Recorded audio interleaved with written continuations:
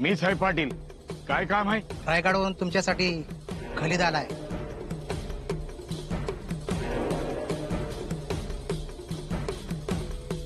काय आहे? जप्तीचा आदेश.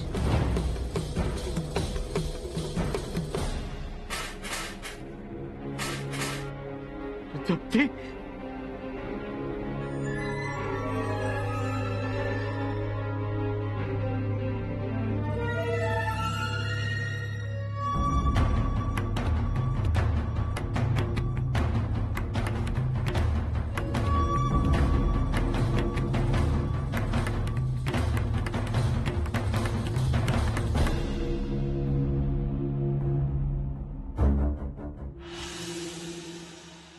बाळराजे, असं आळसावत पडायचं नाही. उठा बघू. पण आम्हाला झोप येतेय. अहो, बघा तरी, आम्ही तुमच्यासाठी ग्रंथ आणलाय. या, उठा आणि वाचा.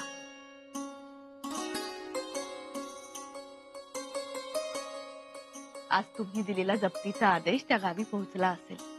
आम्ही दिला? एवढाच विसरला? बाळराजे, असे स्वतः दिलेले आदेश विसरायचे नसतात. आठवतंय का? हो मातोश्री. आज कारवाई होईल. म्हणजे काय होतं? जे सारा बुडवतात, स्वराज्याचा महसूल भरत नाही, त्यांच्या चीज वस्तू आपले अधिकारी घेतात. ते विरोध करत नाहीत? विरोध कशाला करणार? अहो, तुमचा आदेश आहे, पाळावा तर लागणारच. पण आम्हाला कंटाळा येतो. किती वेळ बसावं लागतं आम्हाला, मग आम्हाला खेळायलाही मिळत नाही. आता खेळणं महत्वाचं नाही, निवाडे करणं महत्वाचं. शंभूराजे जेव्हा तुमच्या वयाचे होते तेव्हापासून निवाडे करायचे, कंटाळायचे नाही. मग आम्ही कंटाळणार नाही, आम्ही बसू. परंतु मातोश्री, आम्हाला झोप येते. सवयीनं झोप येणार नाही, उलट तुमच्या निवाड्यांनी गुन्हेगारांची झोप उडेल बघा. खरंच मातोश्री? अहो, खरंच. विश्वास बसत नाहीये का तुमचा? राजाच्या आदेशात खूप मोठी शक्ती असते, आणि तुम्ही तर राजपुत्र आहात, त्यामुळे तुमच्याही आदेशात खूप मोठी शक्ती आहे. त्यामुळे तुमचा आदेश हा प्रत्येकाला पाळावा लागणारच. आणि पाळला नाही तर? का बरं नाही पाळणार? अहो, तुम्ही स्वराज्याचे धाकटे युवराज आहात, आणि जो कोणी तुमचा आदेश पाळणार नाही त्याचा मुलाहिजा ठेवला जाणार नाही. त्यास कडक शासन केले जाईल. जप्तीचे आदेश? तुझी हिंमत कशी झाली आम्ही इथं असताना हा आदेश आणून दाखवायची? युवराज, मी आता टाकल्या घासाचा आणि सांगितल्या कामाचा. चुप! तू येण्या अगोदर गाव किती खुशीत होतं. गावात आनंदाचं मांगल्याचं वातावरण होतं. सगळ्यावर विरजण पडलं तुझ्या येण्याने. युवराज सुनिये. कविराजाव, याच्या येण्यामुळे आता रांगोळीचे रंग उडून जातील, केळीच्या कमाईतून काळजीचे बाण सुटतील आणि गावकऱ्यांना घायाळ करतील. युवराज, ऐका, तुम्ही एवढं नाराज होऊ नका. होऊ द्या आमची जप्ती. नेऊन काय नेणार आहेत? भांडी गुंडी न्या म्हणावं आमची. तुमच्या पायाखालची माती तर नाही नेणार ना? तेवढी पुरेशी आमसनी. काय रगड्या हो? बघितलंस, या सोन्यासारख्या माणसांना सारा माफी दिली होती आम्ही, आणि तू हे जप्तीचे आदेश घेऊन आलास.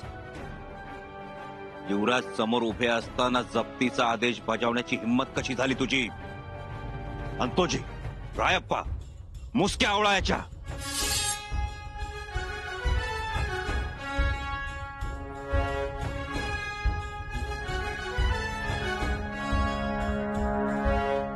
अनाजी पंत, अनाजी पंत.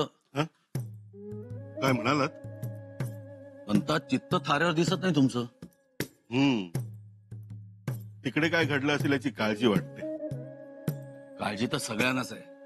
अहो, इथं तर झोप नाही, काय सांगायचं?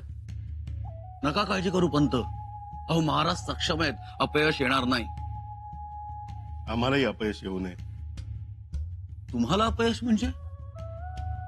अहो, आमच्याही लढाया चालू असतात, काही मैदानावरच्या तर काही मनातल्या. अखेरीस विजयाची खबर यावी. येणार, चिंता नको. प्रतिस्पर्धी कडवा आहे.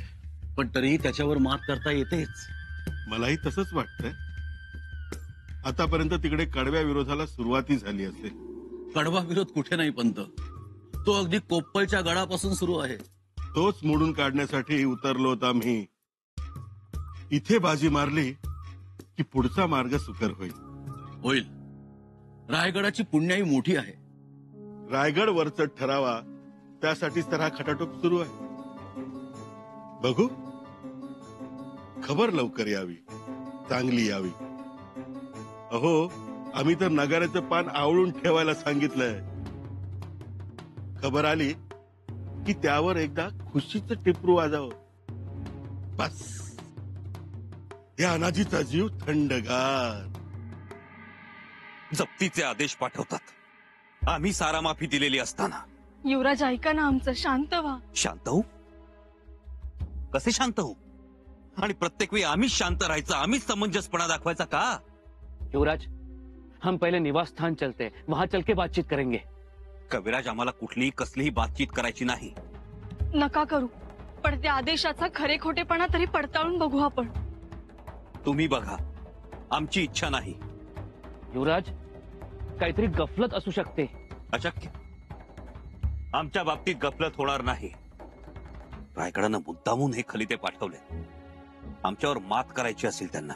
युवराज हो, नाहीतर काय, युवराजांच्या निर्णयाला आव्हान देण्याची हिंमत होतेच कशी यांची? ही मजाल गेली. महाराजांच्या दस्तुराचे जप्तीचे आदेश पाठवतात. हे राजकारण आहे.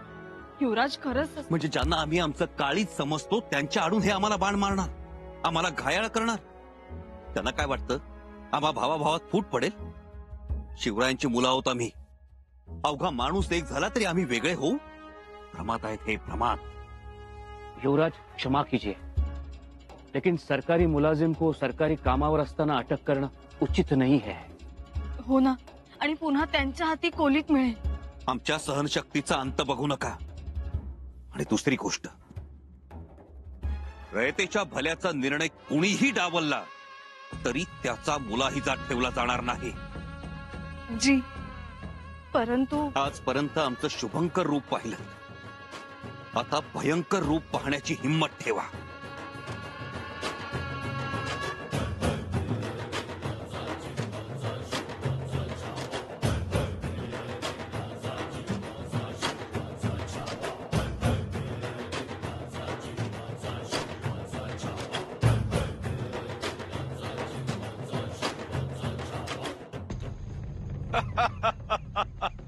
आज हम बहुत खुश हैं, बहुत खुश हैं.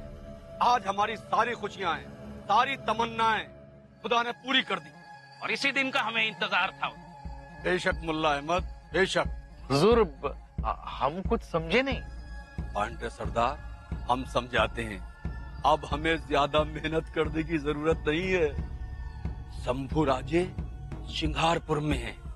सूखे की वजह से वहाँ के किसानों का लगान माफ कर दिया है. बहुत अच्छी बात है.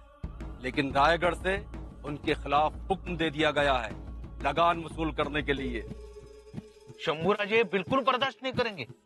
यही तो. इस रायगढ़ ने संभा का दिल बहुत दुखाया है.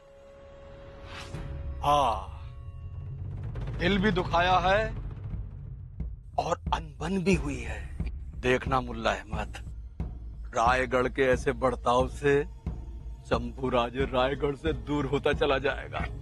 और जब रायगढ़ से दूर होगा तो वहाँ की आवाम से दूर होता चला जाएगा. और जब वहाँ की आवाम से दूर होगा तो स्वराज्य से दूर होता चला जाएगा. और जब स्वराज्य से दूर होगा तो हमारे साथ उसकी नजदीकियां बढ़ती चली जाएंगी, बढ़ती चली जाएंगी. जैसे ही वो शिवाजी से दूर होगा तो सिर्फ दिलेर खान के पास आएगा. सिर्फ दिलेर खान के पास. हुजूर, आपकी मुराद पूरी होगी. देखना मुल्ला अहमद, संभा बहुत जल्द हमारे पास आ जाएगा. आज स्वराज की कस्में खाने वाला कल स्वराज को मिटाने के लिए तैयार हो जाएगा. इंशाअल्लाह. इंशाअल्लाह. हो, स्वराज्य मिटवण्याच्या दृष्टीनं टाकलेलं हे पाऊल आहे शंभूराजांचं. काय? हा, नाहीतर त्यांनी रायगडाचे आदेश डावलून सर कारकुनांना कैद केली नसती. लय चिडले होते. नशीब युवराजनी बरोबर होत्या. त्यांनी कशी बशी समजूत घातली, नाहीतर आदेश घेऊन गेलेल्यांची काही धडगत नव्हती. बघा बघा रावजी सोमनाथ, तुम्हाला फार पुळका आहे ना. बघा कैद केली आणि मुसक्या आवळल्या सरकार कुणाच्या. घ्या बघा, रायगडाच्या अधिकाऱ्यांना कैद करण्यापर्यंत मजल गेली त्यांची. केला का आदर रायगडाच्या आदेशाचा? करायला नको का? हो, आदर तर करायलाच हवा. शेवटी रायगडाचा आदेश आहे. मग मला आता सांगा, काय राहिली अब्रूसदरीची? विचार करण्यासारखी बाब आहे. आता महाराणी साहेबांसमोर कोणत्या तोंडानं जावं हे आता तुम्हीच सांगा. बाळराजेंचा हा पहिलाच निवाडा होता. त्यांना काय वाटेल? अहो, आता बाळराजेंच्या आदेशाची कोणी बूज राखणार नाही. पंत ती आपणच राखायला हवी. बाळराजेंनी जेव्हा आदेश दिला तेव्हा तुम्ही होतात ना. मग हे चांगलं नाही झालं, ही मनमानी झाली. बघा रावजी नाना, आणि मग तुम्हाला माझं तोंड दिसतं. तसं नाही पंत, पण हो, आणि म्हणाल कसं, मी असताना फरमान दाखवायची हिंमत झालीच कशी. आम्ही या स्वराज्याचे युवराज आहोत. घ्या बघा रावजी नाना, आता मला सांगा, बाळराजे कोण आहेत? असं नाही, ते आपले लहान धाकले म्हणून त्यांना असं दाबायचं बरं नाही. खरं सांगू, मला असं वाटतंय ही पावलं चुकीच्या दिशेने पडायला लागली आहेत. शृंगारपुरात गेले आणि रायगडाच्या दिशेने दंड थोपटता यावेत म्हणून आखाडे उभे केले. दंड थोपटून झाल्यावर आता बंडाची भाषा सुरू केली आहे. असेच वाटते मला. छे छे, अहो बंड कसले करतायत? अहो रंग दिसतायत ना. दिलेर खानाशी जेव्हापासून सलाम वालेकुम अदाब सुरू झालंय तेव्हापासून राग रंग काही वेगळाच दिसतोय. मग आता आता महाराणी साहेबांसमोर कसं जावं याचा विचार करतोय. राणी साहेबांच्या समोर जाऊन मी उभं राहतो आणि विचारतो तेच धारात्य तर मग काय द्या हाय वय. म्या म्हणतो राणी साहेब रायगडावर असताना असं फरमान येतं. हा असा कसा युवराजांच्या विरोधात खलिता येतो? बघ ना ग, गावकऱ्यांसोबत जेवायला बसायचं, त्यांच्यासोबत पंक्तीला बसायचं म्हणून किती खुश होते युवराज. पण ऐन वेळेस खलिता घेऊन ते कारकून आले. मिठाचा खडा पडल्यासारखं झालं ग अगदी. माझ्या तर लय जीवाला लागलंय.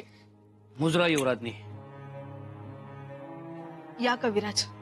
युवराजनी सगळी गड़बड़ चली. युवराज नाराज हो गए, लेकिन हमने उनको समझाया है. ते चांगलं केलं. और सबसे अहम बात यह है की बाळराजेंनी न्याय केला. त्यांच्या दस्तुरानं खलिताला जप्तीचा आदेश पाठवला. काय जरुरी होती? यात दुसरं तिसरं काय नाही. घरात इस्तव टाकण्यासारखं झालं. और ठेच पहुंचती है युवराज के हृदय को. हो ना, पुन्हा जखमा भळाभळा व्हायला लागतात. आत्ता कुठे युवराज हसायला लागले होते, बोलायला लागले होते. कर हो, सुनबाईने किती सायास केलं होतं. तेच समजवायचं, त्यांची मनधरणी करायची, लिवायलाच बसवायचं. ह्यानं त्या निमतानं तेच हसवायचं. परत जे येऊ नये तेच समोर आलं. पण वाईट याच वाटतंय की बाळराजांना यात प्यादं बनवलं जातंय. मगर ये चाल किसकी होगी? कौन है इसके पीछे? त्याचा छडा लावूच आम्ही. पण तुर्तास आम्ही तुम्हाला इथे यासाठी बोलवलंय, युवराजांना एकट्याला सोडू नका. कायम त्यांच्या सोबत राहा.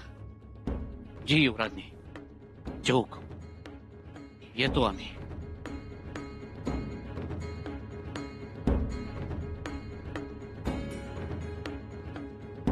काय व चालत्या गाड्याला खीळ बसल्यागत झालंय बघ.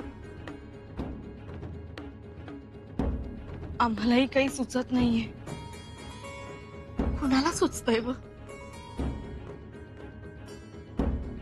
पण दारात ते आम्हाला नवल याचं वाटतंय की मातोश्रींना याचा अंदाज कसा येत नाही. अहो महाराणी साहेब, मनमानी म्हटलं तर तो शब्द तोकडा आहे, अंधाधुंदी चालली म्हटलं तर तो शब्द अपुरा आहे, उन्मटपणा हा शब्द बरोबर आहे. पण आम्ही कसं बोलावं असा प्रश्न पडतोय. काय झालंय पंत? काय झालं? अहो आम्ही ते सांगू नये आणि आपण ते ऐकू नये अशी परिस्थिती आहे. म्हणजे अहो खुद्द रायगडाचा आदेश डावलायचा म्हणजे अहो रायगडाला नगण्य मानायचं का? आता बाळराजेची पद तरी काय राहिली तुम्हीच सांगा. बाळराजे म्हणजे त्यांना वाटले कोण? अहो धाकले युवराज आहेत ते. स्पष्ट बोललात तर बरं होईल. आता कसं सांगावं महाराणी साहेब, जीभ रेटत नाही. पंत सांगा. अहो महाराणी साहेब, बाळराजेंनी दिलेला जप्तीचा आदेश डावललाय. कोण? कोणाची हिंमत? प्रभावळीच्या सुभेदारांनी.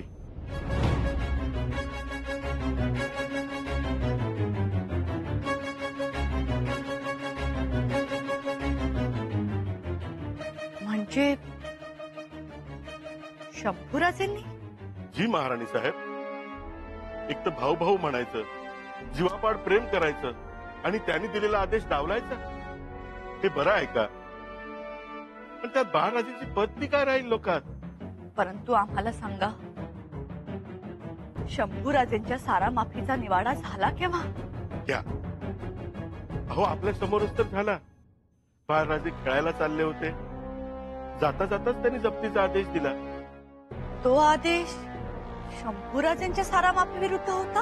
हो, तुमच्या लक्षात नाही आलं?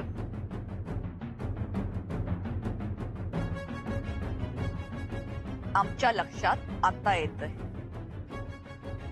त्यावेळी आम्हाला अंधारात ठेवण्यात आलं होतं. नाही हो, मी असं कसं करेन? काहीतरी ऐकण्यात गफलत झाली असणार. आम्ही सांगत असताना आपलं लक्ष नसणार. लक्ष नसणार? प्रत्येक गोष्ट आम्हाला नीट सांगण्याची जबाबदारी कोणाची? आमची. मग सांगायचं कधी? माफी असावी महाराणी साहेब.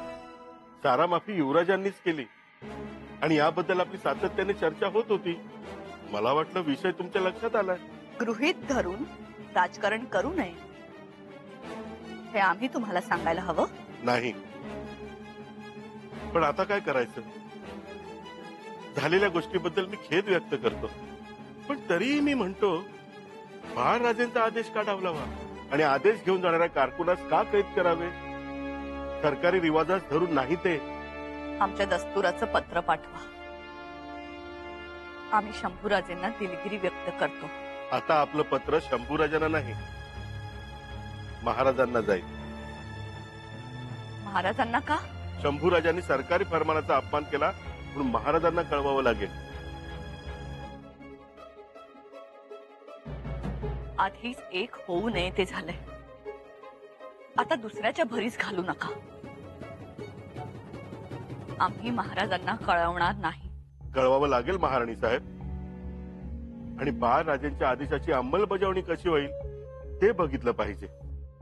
म्हणजे जप्तीचे आदेश गेलेत तर जप्ती ही व्हायलाच हवी.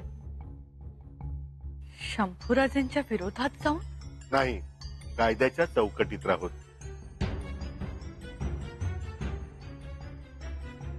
अहो पण तेही मूल आमचंच. हेही मूल तुमचंच आहे, पण हाडामासाचं. त्याची पत महत्वाची, नाहीतर अंकुरण्या अगोदर खुडल्यासारखं होईल. पंत काय बोलताय? आता जर माघार घ्याल तर स्वतःच्या मुलाचे नुकसान कराल आणि यापुढचे आदेश, हुकूम, निवाडे हा चेष्टेचा विषय होईल. म्हणून आता नाही म्हणू नका. बाळराजेंच्या भवितव्याचा विचार करा.